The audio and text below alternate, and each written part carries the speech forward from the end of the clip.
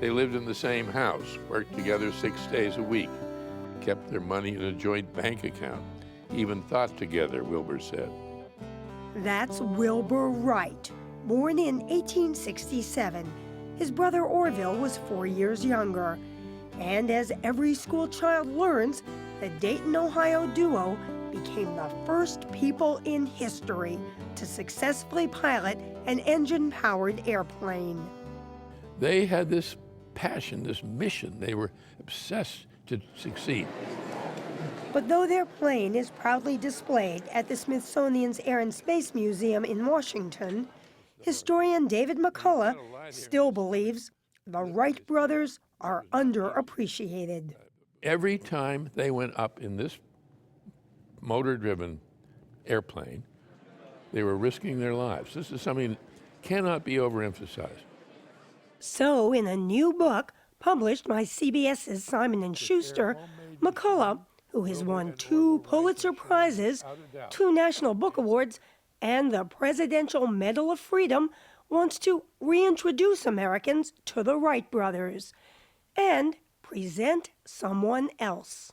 There's a Wright sister. Yes, her name was Catherine, and she was something. She stood about 5'1", and she was a powerhouse. This whole porch they built, the brothers This built whole gingerbread effect, yep, huh?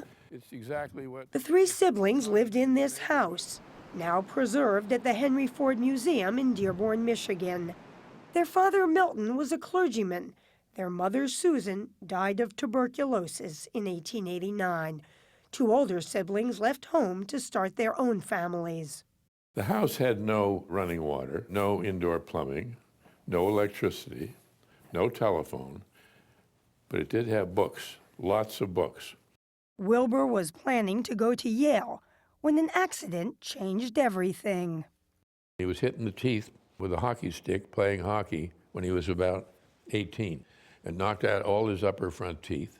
And he retreated from the world, not going out to do much of anything ever, for 3 years.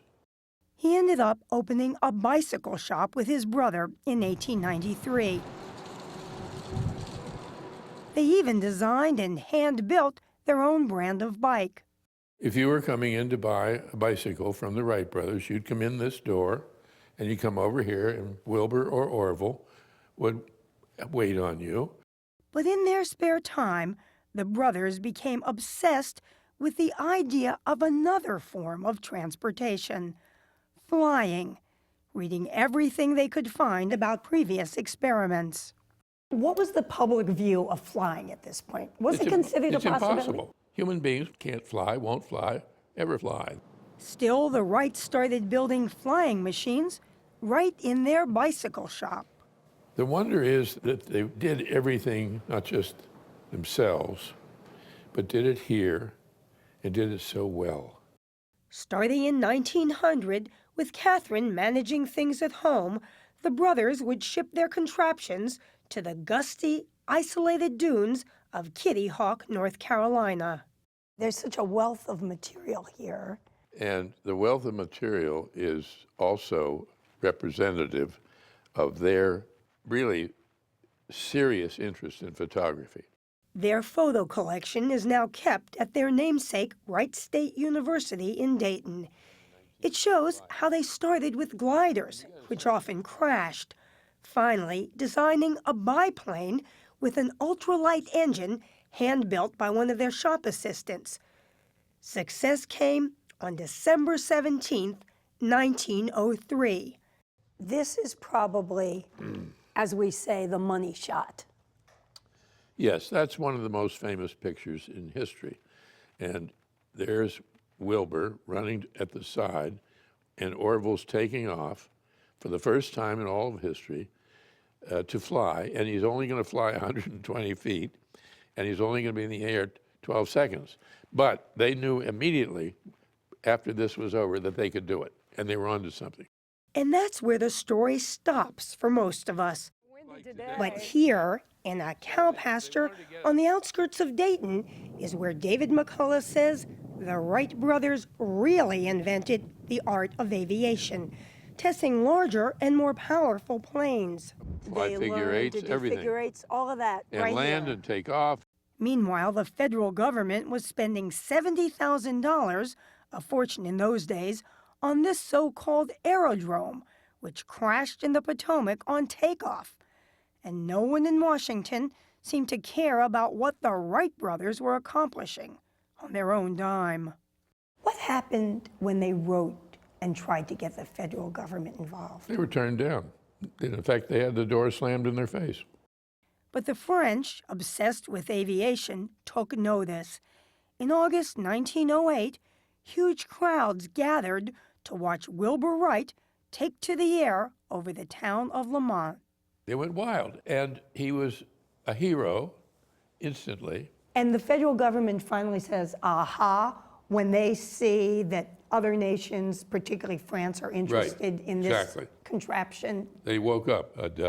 They finally realized, oh, maybe we ought to take a look. So Orville is commissioned to show his stuff in a series of flights at Fort Myer outside Washington. He is breaking all sorts of speed and endurance records when on September 17, 1908, he is assigned to take up a U.S. Army lieutenant named Thomas Selfridge. They went up, and Orville crashed, and young Selfridge was killed. And he was the first fatality of a passenger in an airplane ever. Orville is badly hurt, but nursed back to health by his sister Catherine. She saw how terribly damaged he was, emotionally, physically. To her, it would be a miracle if he ever walked again, let alone flew an airplane again.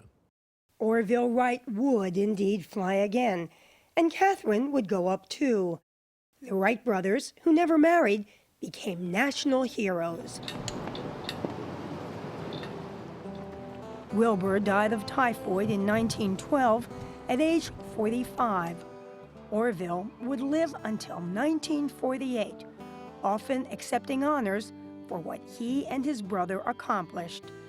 Their lives a symbol of the power of imagination. What a testimony to human determination and ingenuity it is.